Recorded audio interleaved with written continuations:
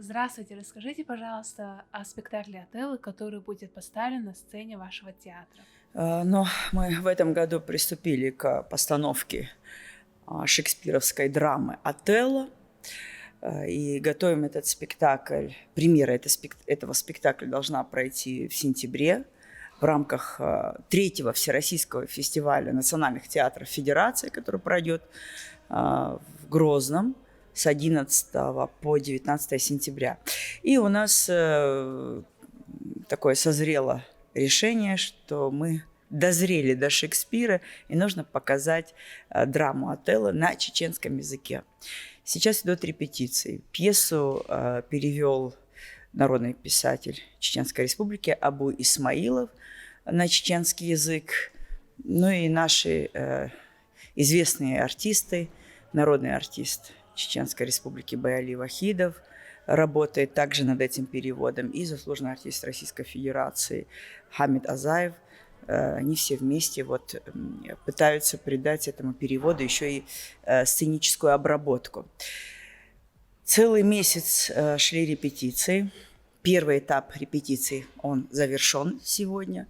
Режиссер спектакля Роман Михайлович Мархоли, это режиссер из Москвы, известный российский режиссер, который взялся за эту постановку по моей просьбе, по моему приглашению.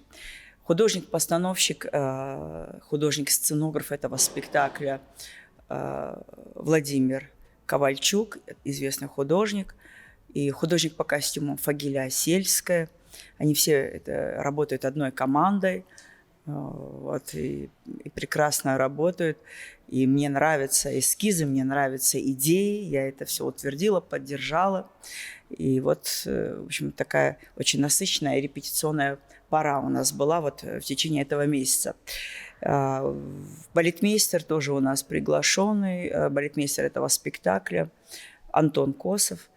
И ребята двигаются по-особенному, играют на инструментах, помимо того, что еще и репетируют пьесу. И помимо того, что еще и говорят. Это очень интересный проект, амбициозный проект, и мы на него возлагаем большие надежды. Костюмы для этого спектакля уже были сшиты? Нет, конечно. Костюмы к этому спектаклю шьет модный дом «Фердаус». И, честно говоря, нам это очень приятно, потому что модный дом «Фердаус» – это особое отношение к костюмам, особое отношение к строчке, к моделям. И Шекспир, его произведения, они предполагают очень большой объем костюмов и очень красивые костюмы. И первый заместитель министра культуры Чеченской Республики Айшат Рамзановна Кадырова пришла к такому заключению, что костюм к нашему спектаклю будет шить модный дом «Фердаус». Для нас это помощь, подспорье, честь, я не знаю, красота. Кастинг на участие в спектакле был долгим или актеры сразу подошли на свои роли? Разумеется, всегда, когда режиссер принимает решение поставить спектакль, он очень долго подбирает актеров, потому что иногда это бывает сразу прямое такое попадание, он сразу решает, они и все. Ну, а иногда и не угадываешь. Поэтому, да, мнение менялось у режиссера. Сначала это было назначение одних артистов, одни были утверждены, а по ходу кто-то поменялся на другого. То есть режиссер узнавал артистов по мере репетиции. Это я знаю своих артистов, а приезжий режиссер, он только ознакомливался. Но сегодня уже утвержден четко состав и один, и второй, потому что у нас репетируют по очереди два состава. Это очень здорово. Во-первых, это школа для артистов театра. Во-вторых, это здоровая конкуренция, а значит, ты не расслабляешься, тебе есть куда стремиться, к чему стремиться. Ну и потом, когда вся труппа задействована, я как художественный руководитель театра заинтересована, чтобы у нас все росли как актеры, и все повышали свой уровень профессиональный. Я попросила режиссера утвердить два состава на этот спектакль, и они по очереди репетируют. В вашем театре служат такие актеры, которые более известны в народе как блогеры и актеры рекламы. Они присутствуют в этом спектакле? Да.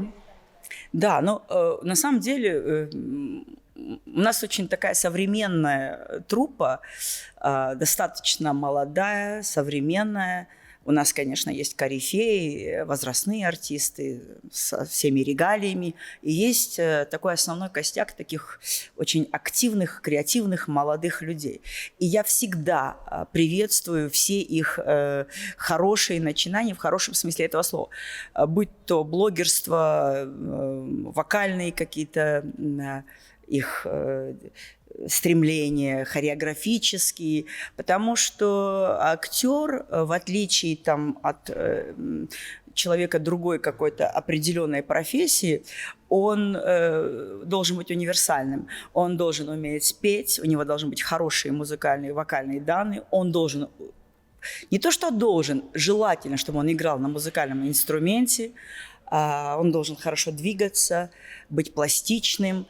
Но, конечно, самое главное, он должен быть актером, он должен хорошо говорить и понимать свою профессию прежде всего. Но все остальные дополнительные составляющие – это, в общем-то, составляющая профессии актер, который должен желательно уметь все. Вот, так что мы приходим на репетицию, распеваемся. У нас в «Отелло» будут музыкальные номера. Они играют на инструментах. Многие уже свободно владеют клавишными. Кто-то научился играть на гармошке, кто-то уже учится играть на скрипке, на виолончели, задействованы перкуссии, ну, и барабаны и так далее. И это зрелище. А театр – это прежде всего зрелище. Вот. Ну и, разумеется, какие-то хореографические вставки в этом спектакле, сцены тоже будут, которые тоже будут насыщать это произведение, это полотно сценическое.